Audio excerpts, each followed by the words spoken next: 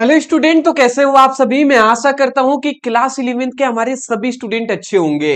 फिलहाल मैं आपको बता दूं तो आज हम बहुत ही इंपॉर्टेंट टॉपिक पर डिस्कस करेंगे जो लगभग बार एग्जाम में पूछे गए हैं। अब वही हम टॉपिक पढ़ा रहे हैं जो एग्जाम में बार बार पूछे गए हैं। मैं बता दूं तो पहला चैप्टर आपका जितना इंपॉर्टेंट टॉपिक था उतना हम आपको कवर करा चुके हैं। अब हम दूसरा चैप्टर लेकर आ चुके हैं जो है सरल रेखा में गति। और इस चैप्टर का हम 4 इंपॉर्टेंट अंतर को जानने वाले हैं। इस चैप्टर से सबसे ज्यादा अंतर पूछा गया है। एक हमारा है दूरी और विस्थापन में अंतर, दूसरा चाल और वेग क्या होता है, इनमें अंतर क्या है, औसत चाल और औसत वेग क्या होते हैं, इनमें अंतर क्या है, ताक्षणिक वेग किसे कहते हैं, त्वरण क्या होता है, इन सभी टॉपिक पर आज हम डिस्कस करेंगे। वीडियो लॉन्ग होगा बट बहुत ज्यादा इंपॉर्टेंट है, तो अंत तक जरूर देखेंगे। चलिए, मेरा एक छोटा सा सजेशन रहेगा कि अगर पढ़ाई कर ही रहे हैं तो थोड़ा सीरियस होकर कर लीजिएगा। सीरियस का मतलब, मेरे कहने का मतलब है फोकस के साथ समझना और प्लस कॉपी पे लेकर बैठना, उसको नोट डाउन करना। यही मेरा मतलब है जी। तो इतना तो आप करेंगे ही। चलिए, तो सरल रेखा में गति ये हमारा चैप्टर का नाम है। और इससे पहले का चैप्टर 1 अगर आपने अभी तक नहीं देखे हैं, चैप्टर 1 के हमने लगभग चार इंपॉर्टेंट हमने टॉपिक को कराया है। अगर इसको नहीं देखे हैं तो लिंक डिस्क्रिप्शन बॉक्स में मिल जाएगा या चैनल के प्लेलिस्ट में आप चले जाइएगा। वहां पे 2027 के लिए फिजिक्स के बैच मिल जाएंगे, तो उस पर क्लिक करेंगे, सीक्वेंस वाइज वीडियो मिल जाएंगे। चलिए जी, तो 4 सबसे महत्वपूर्ण अंतर में सबसे पहला एक हमारा आता है कि दूरी तथा विस्थापन में अंतर लिखिए। ठीक है, तो चलिए जी, सबसे पहले समझते हैं दूरी क्या होता है। अंतर में हम परिभाषा भी समझ लेंगे। दूरी क्या होता है और दूसरा हमारा है विस्थापन। अच्छा, दूरी किसे कहते हैं? अगर मैं आपसे पूछूं दूरी का मतलब क्या है, कि मैं यहां पर हूं, सपोर्टेड, अगर मैं मान लेते हैं मैं यहां पर हूं और यहां से चलते चलते चलते ये एक रास्ता है, तो मैं यहां से चलते चलते चलते चलते जब मैं यहां पे पहुंच जाऊंगा तो कहने का क्या हम कहेंगे जी कि यहां से हम यहां तक चले आए हैं, तो यही हमारा दूरी है। तो दूरी यही ना है जी।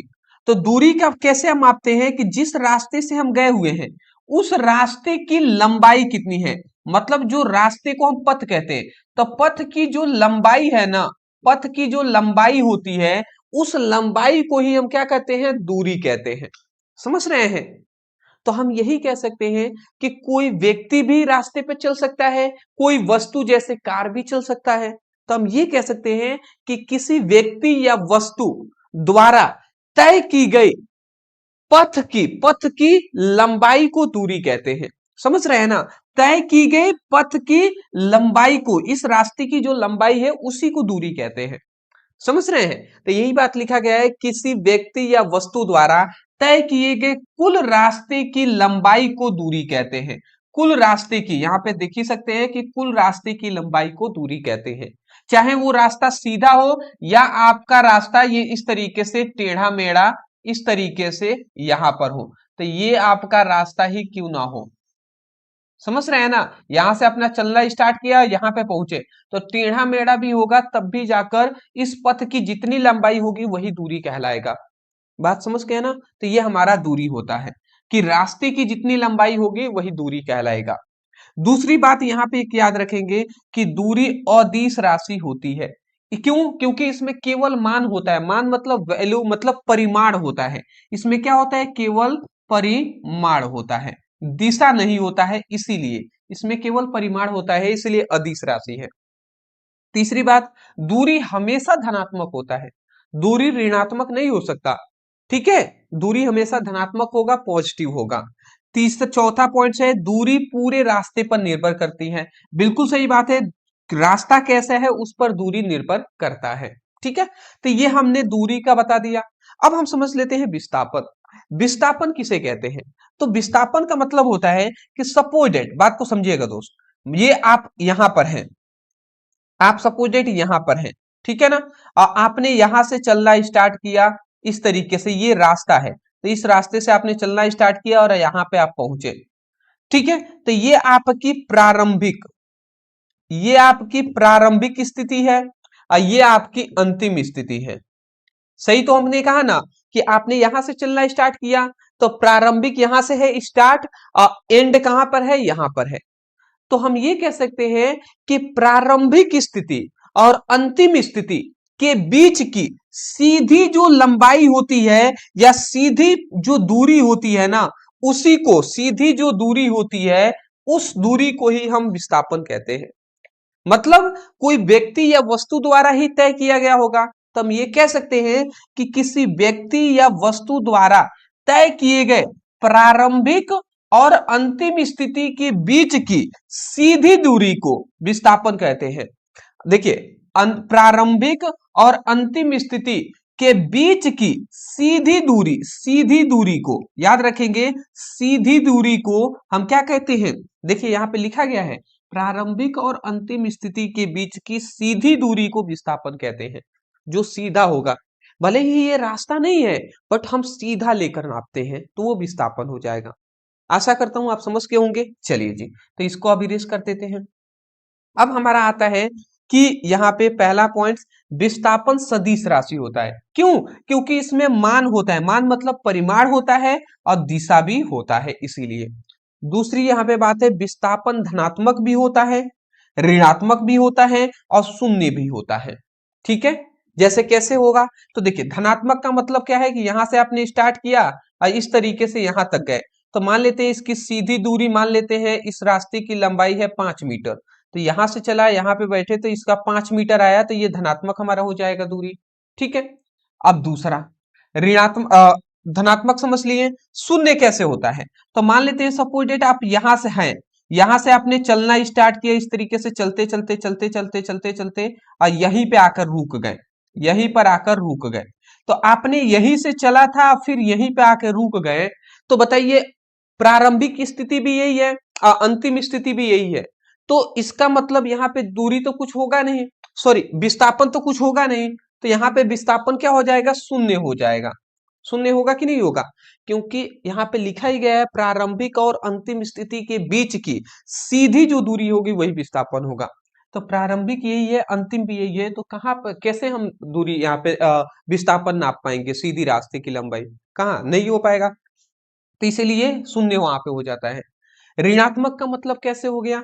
तो देखिए, अगर सपोज डेट ऋणात्मक का मतलब ये होता है, मैं ये कह सकता हूं, जैसे जैसे ये रास्ता है, यहां से कोई व्यक्ति चलना स्टार्ट किए, यहां से यहां तक आए, यहां से यहां तक, अब फिर इसको यहां पर आकर यहां पर रुक गए, तो ये हमारा यहां से चले थे और यहाँ पे आकर फिर अपोजिट साइड में इधर आ गए ना, तो यहाँ पर ऋणात्मक हो जाएगा, क्योंकि यहां से यहां तक की जो लंबाई होगी, मान लेते हैं 2 मीटर हो, तो ये -2 हम लिखेंगे। ठीक है, तो इस तरीके से ऋणात्मक भी होता है। अदर बहुत सारे एग्जाम्पल होते हैं, जैसे मान लेते हैं एक टावर पर या एक बड़े से बिल्डिंग पे आप खड़े हैं, अब वहां से एक बॉल है ऊपर फेंके, अब वो बॉल ऊपर गया और ऊपर के बाद वो सीधे जमीन पर गिर गया, धरती पर गिर गया नीचे, आप दूसरे मान लेते हैं। सब पता नहीं आप समझ पाएंगे या नहीं, बट मैं बता दे रहा हूँ, नहीं तो कहेंगे सर आप एग्जाम्पल एक ही बताए। जैसे यहाँ पर आप हैं ऊपर, ये मान लेते हैं बिल्डिंग है, आप यहाँ पर हैं, यहाँ पे आपने एक बॉल को फेंका, तो ये ऊपर इस तरीके से बॉल गया और फिर से ये नीचे गिर गया इस तरीके से यहाँ पर, तो नीचे जब गिर गया तो ये हमारा क्या हो जाएगा? ये हमारा विस्थापन ऋणात्मक हो जाएगा वहां पे। दूसरी बात, विस्थापन केवल प्रारंभिक और अंतिम बिंदु के बीच पर निर्भर करता है। सही बात है ना, प्रारंभिक जो है अंतिम स्थिति के बीच पर ही, इनके इनके बीच ही निर्भर करता है, इन बिंदुओं के मतलब इन बिंदुओं पर ही निर्भर करता है कि प्रारंभिक और अंतिम स्थिति कहाँ है, उन बिंदुओं पर निर्भर करेगा विस्थापन क्या होगा, धनात्मक होगा, ऋणात्मक होगा या शून्य होगा। चलिए, तो मैं आशा करता हूं समझ गए होंगे, इसको मैं इरेज कर देता हूं। ठीक है दोस्त, अब आप इसका स्क्रीनशॉट ले लीजिए, आगे बढ़ते हैं। अच्छी बात है, तो चलिए सबसे पहले तो आपने स्क्रीनशॉट ले लिया, ये हमारे लिए सबसे अच्छी बात है। चलिए अब हम दूसरे पे अपने आ जाते हैं। दूसरा हमारा चाल और वेग में अंतर। तो चाल और वेग में क्या अंतर होता है, ध्यान से समझेंगे। चाल, सबसे पहले चाल को स्पीड कहते हैं, अब वेग को वेलोसिटी कहते हैं। तो चाल क्या होता है? चाल मतलब स्पीड। तो स्पीड क्या होता है कि सिंपल सी बात है कि मान लेते हैं आप 11 बजे, ये एक रास्ता है, बात को समझिएगा मैं क्या कह रहा हूं। मान लेते हैं 11 बजे आप यहां पर थे, यहां पर, और 12 जैसे ही बजा ना, 12 जैसे ही बजा तो आप यहां पर पहुंच गए हैं, मतलब यहां से यहां तक की दूरी है 50 किलोमीटर। 50 किलोमीटर है। तो पहले 11 बजे यहां पे थे, अब 12 बजे यहां पे पहुंच गए हैं। तो इसका मतलब क्या हुआ? सबसे पहली बात, आपकी स्थिति पहले यहां पे था, अब यहां पर। तो पहली बात क्या है? स्थिति क्या होगा? स्थिति में परिवर्तन हुआ। दूसरी बात, समय 11 से 12 हुआ है, तो समय में भी क्या हुआ है? समय में भी परिवर्तन हुआ है। सही बात कह रहे हैं ना?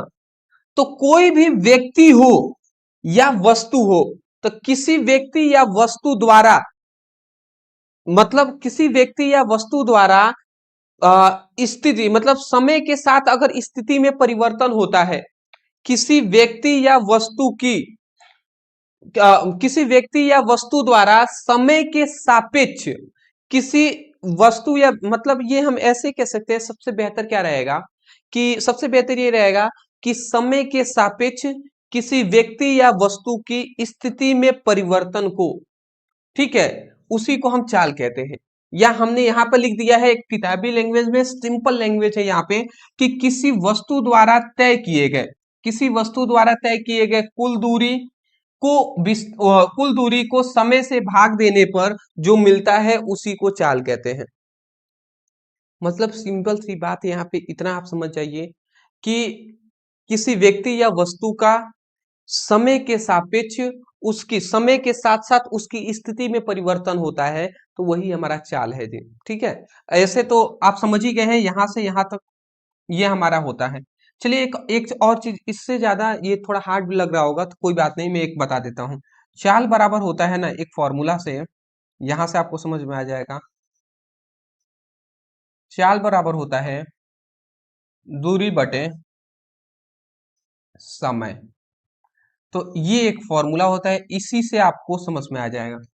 कोई मान लेते हैं कोई व्यक्ति है, यहां से चलना स्टार्ट किया, यहां तक पहुंचा, ठीक है, तो जाहिर सी बात है दूरी इसने तय किया, यहां से यहां तक पहुंचने में कुछ ना कुछ समय लगा होगा। तो किसी व्यक्ति या वस्तु द्वारा तय किए गए कुल दूरी और उसमें लगा समय से अगर हम भाग दे देते हैं, तो जो हमें प्राप्त होता है वही चाल है। तो यही लिखा गया है, किसी वस्तु द्वारा तय किए गए कुल दूरी को समय के साथ भाग देने पर जो मान मिलता है उसे चाल कहते हैं। सिंपल है जी। या आप ये कह सकते हैं एकांक समय में तय की गई दूरी को चाल कहते हैं। सीधी बात, बहुत तरीके से डिफाइन हम कर सकते हैं। दूसरा, चाल अदिश राशि होता है, क्यों? क्योंकि इसमें केवल परिमाण होता है, दिशा नहीं होता है। चाल जो होता है, दिशा का कोई महत्व नहीं होता है, चाल में दिशा का कोई महत्व नहीं है। दूसरी बात, चाल हमेशा ही धनात्मक होता है, पॉजिटिव होता है, ऋणात्मक नहीं होता है। ठीक है, ये आप याद रखेंगे। इसका एक मात्रक आप याद कर लेंगे कि इसका मात्रक जो होता है ना, वो क्या होता है? मीटर प्रति सेकेंड होता है, ये आप याद रखेंगे। ठीक है, तो आशा करता हूं कि ये सब आप पॉइंट्स याद रखेंगे। दूसरा, वेलोसिटी वेलोसिटी क्या होता है? वेग क्या होता है? तो इसका सिंपल सा है कि किसी वस्तु के विस्थापन को समय से भाग देने पर जो मान मिलता है उसे वेग कहते हैं। मतलब देखिए, यहां पे हम दो परिभाषा बता देते हैं। वेग बराबर होता है विस्थापन बटे समय, ये आपका फॉर्मूला हो गया। तो यहाँ पे कोई भी व्यक्ति है या वस्तु द्वारा ही तो विस्थापन होगा ना, तो किसी व्यक्ति या वस्तु द्वारा तय किए गए कुल विस्थापन में समय से भाग देने पर जो मान मिलेगा वही वेग है। तो ये तो एक पहला परिभाषा, ये यहाँ पे हमने जो लिखा है वो हमने बता दिया। या दूसरा आप ये कह सकते हैं, अगर समय को हम मान लेते हैं, एक वैल्यू मान लेते हैं, एक मतलब एकांक, तो हम ये कह सकते हैं कि एकांक समय में, क्या कहेंगे? एकांक समय में हुए विस्थापन को वेग कहते हैं। एकांक समय में हुए विस्थापन को वेग कहते हैं, ये भी आप कह सकते हैं। दूसरी बात, एक और इसमें पॉइंट ऐड में कर दे रहा हूं कि इसका वो मात्रक होता है वो भी क्या होता है? मीटर प्रति सेकेंड ही होता है। तो ये आप याद रखेंगे। दूसरी बात, वेग जो होता है वो सदिश राशि होता है, क्योंकि इसमें परिमाण भी होता है और दिशा भी होता है, क्योंकि इसमें परिमाण के साथ साथ दिशा भी होती है। दूसरी बात, वेग में दिशा का बहुत महत्व होता है, ये आप याद रखेंगे। और वेग जो होता है धनात्मक हो सकता है, ऋणात्मक और शून्य भी हो सकता है। ठीक है ना। वेग जो होता है वो धनात्मक, ऋणात्मक व शून्य हो सकता है। ये दिशा पर निर्भर करता है कि किस दिशा में वो वेग उसका है। ठीक है, स्क्रीनशॉट ले लीजिए, ज्यादा क्या ही हम कहें, इतना डीप में तो पढ़ा रहे हैं, अब स्क्रीनशॉट लेने के लिए भी कहना पड़ेगा। हाँ, चलिए कोई बात नहीं। अगला हमारा आता है तीसरा टॉपिक, चार सबसे महत्वपूर्ण जानेंगे। तो तीसरा अब हमारा ये प्रश्न है कि औसत चाल और औसत वेग में अंतर बताइए। तो औसत चाल किसे कहते हैं? औसत चाल बराबर होता है, देखिए औसत चाल बराबर क्या होता है जी, तो किसी वस्तु द्वारा तय किए गए कुल दूरी को कुल समय से भाग देने पर चाल प्राप्त, औसत चाल प्राप्त होता है। मतलब सिंपल सा क्या है ना, तो औसत चाल का एक फॉर्मूला होता है दोस्त। औसत चाल का, औसत चाल, औसत चाल का एक फॉर्मूला होता है, वो क्या होता है, कुल दूरी बटे कुल समय।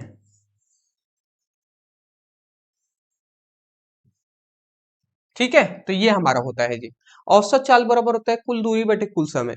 तो यहाँ पे सीधी बात कहा गया है कि किसी व्यक्ति या वस्तु द्वारा तय की गई कुल दूरी में कुल समय से भाग देने पर जो मान प्राप्त होगा वो औसत चाल कहलाएगा।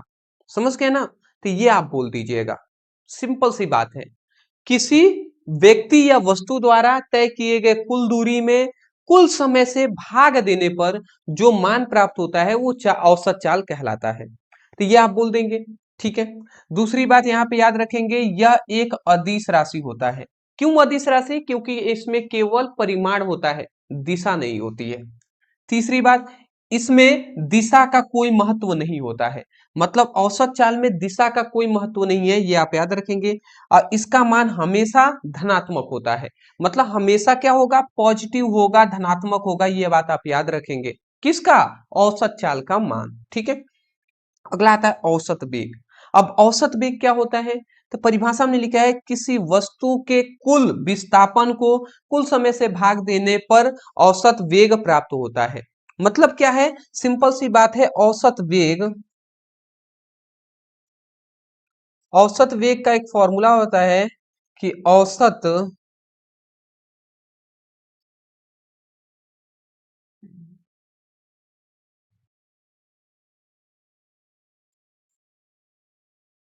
कुल दूरी बटे कुल समय।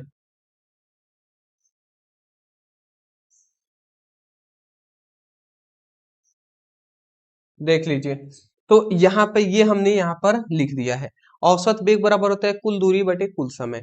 ठीक है, अब यहाँ पे हमने क्या बताया कि कोई भी व्यक्ति है या वस्तु है, तो किसी व्यक्ति या वस्तु द्वारा तय किए गए कुल दूरी और कुल समय से भाग देने पर जो मान प्राप्त होगा वो औसत वेग कहलाएगा।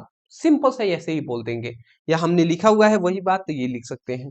दूसरी बात, यह एक सदिश राशि होता है, इसमें दिशा भी होगा और परिमाण भी होगा, इसीलिए इसमें दिशा का महत्वपूर्ण होता है। मतलब इसमें डायरेक्शन का वैल्यू है जी, इंपॉर्टेंस है। ठीक है, अगला आता है, इसका मान धनात्मक भी हो सकता है, ऋणात्मक भी हो सकता है और शून्य भी हो सकता है। मतलब पॉजिटिव भी हो सकता है, निगेटिव भी, और शून्य जीरो भी हो सकता है। तो आपको क्या करना है, अभी स्क्रीनशॉट ले लीजिए। चलिए जी, तो तीन हमने ध्यान लिया ना। चौथा और हमारा एक इंपॉर्टेंट आता है, इसको देख लेते हैं, फिर हमारा ये टॉपिक कंप्लीट हो जाएगा।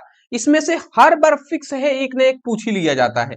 अगला हमारा आता है कि ताक्षणिक वेग और त्वरण किसे कहते हैं, और समान और असमान त्वरण को समझाइए। तो चलिए, ताक्षणिक वेग किसे कहते हैं? ताक्षणिक मतलब होता है सूक्ष्म, सूक्ष्म समय। ठीक है, एक कम से कम समय। तो यहाँ पे लिखा गया है, किसी वस्तु का किसी विशेष क्षण पर जो वेग होता है उसी को ताक्षणिक वेग कहते हैं। ताक्षणिक वेग का एक फॉर्मूला होता है, यहाँ पे देखिए एक बात याद में बता दूं, तत्कालिक वेग हमने लिखा हुआ है।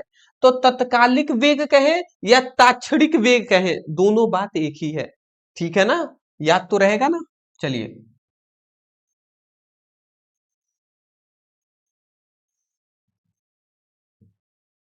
तत्कालिक वेग बराबर होता है,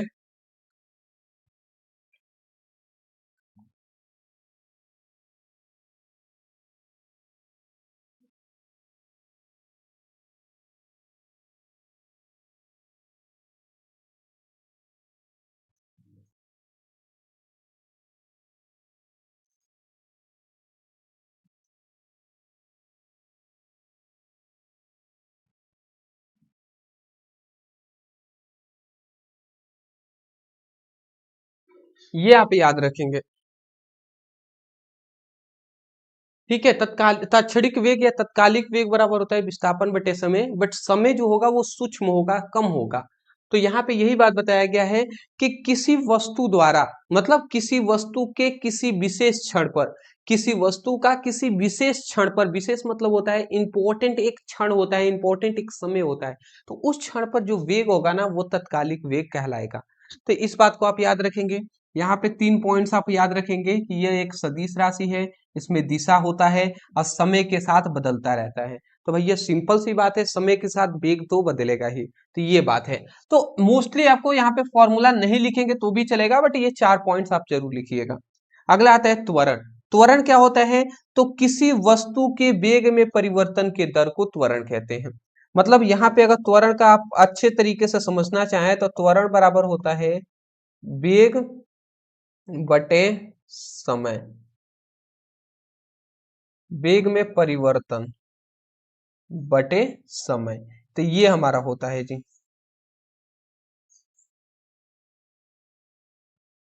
त्वरण बराबर क्या होता है? वेग में परिवर्तन बटे समय होता है। तो यहाँ पे हम समय को हम क्या कहते हैं? दर कहते हैं। तो अगर हम ये कह सकते हैं ना कि कोई भी वस्तु है या व्यक्ति है, तो किसी वस्तु या व्यक्ति द्वारा ही तो जो क्या होगा वेग, मतलब अगर कोई चल रहा है तो वो वेग ही है ना, वेलोसिटी है। तो हम ये कह सकते हैं कि किसी भी वस्तु या व्यक्ति के वेग में परिवर्तन के दर को त्वरण कहते हैं। मतलब किसी व्यक्ति या किसी वस्तु के वेग में परिवर्तन के दर को, दर मतलब यही समय मतलब ही दर, तो किसी व्यक्ति या वस्तु के वेग में परिवर्तन के दर को त्वरण कहते हैं। यही लिख दिया है, किसी वस्तु के वेग में परिवर्तन के दर को क्या कहते हैं? दर को त्वरण कहते हैं। इतना आप लिख सकते हैं। तो ये आपको क्या करना है? फॉर्मूला लिख देना है, ठीक है ना। ये आप फॉर्मूला लिख देंगे। इसको एक सांकेतिक रूप में ऐसे भी लिखते हैं, त्वरण को ए से दर्शाते हैं, ए इजकल टू अंतिम वेग माइनस प्रारंभिक वेग बाई टी कर देते हैं। मतलब अंतिम भी क्या है? अंतिम वेग है। तो अंतिम वेग में से प्रारंभिक वेग को घटाकर और समय से भाग देने पर त्वरण का मान निकल जाता है। ठीक है, ये भी एक वैल्यू कहा जाता है। तो ये भी है जी। यहाँ पर ए का जो है, ए इस तरीके से, चलिए हमने लिख दिया। ये क्या है? भी क्या है? अंतिम वेग। यू क्या है? प्रारंभिक वेग। टी क्या है? समय। ए क्या है? त्वरण। तो मैं आशा करता हूं कि ये 4 टॉपिक, 4 महत्वपूर्ण जो अंतर था ये आपको समझ में आ गए होंगे। बस इतना ही आपको अंतर याद रखना है इस चैप्टर का, जो कि हमने दूसरा चैप्टर स्टार्ट किया है, सरल रेखा में गति। ठीक है, अभी इस चैप्टर के बहुत सारे टॉपिक हैं जो इंपॉर्टेंट है, जिसको हमें कराना है। मैं ये कहूंगा कि उम्मीद है कि आप सपोर्ट, जितना हमें प्यार और सपोर्ट दे रहे हैं और आप भी देंगे, उसके आधार पर हम आगे के भी सभी टॉपिक को कराएंगे। चलिए, सबसे पहले तो आपको हमें कमेंट सेक्शन में बता दीजिए, समझ में तो आ गया ना? ये आप हमें कमेंट सेक्शन में बता दीजिएगा। दूसरी बात, अभी तक आपने इंस्टाग्राम पे फॉलो नहीं किए हैं तो लिंक डिस्क्रिप्शन बॉक्स में है, फॉलो जरूर कर लीजिएगा। तीसरी बात हम आपको कह दें कि चैनल पे नए हैं, सब्सक्राइब कर लीजिएगा। और अभी तक आपने प्लेलिस्ट के अकॉर्डिंग आप सीक्वेंस वाइज सभी इंपॉर्टेंट टॉपिक की पढ़ाई नहीं किए हैं और नहीं कर रहे हैं, तो आप तैयारी करना स्टार्ट कर दीजिए। लिंक हमने दे दिया है डिस्क्रिप्शन बॉक्स में भी, या जाकर प्लेलिस्ट में भी आप चेक कर सकते हैं। चलिए दोस्त, thank you so much for watching this video. Thank you, कल मिलते हैं।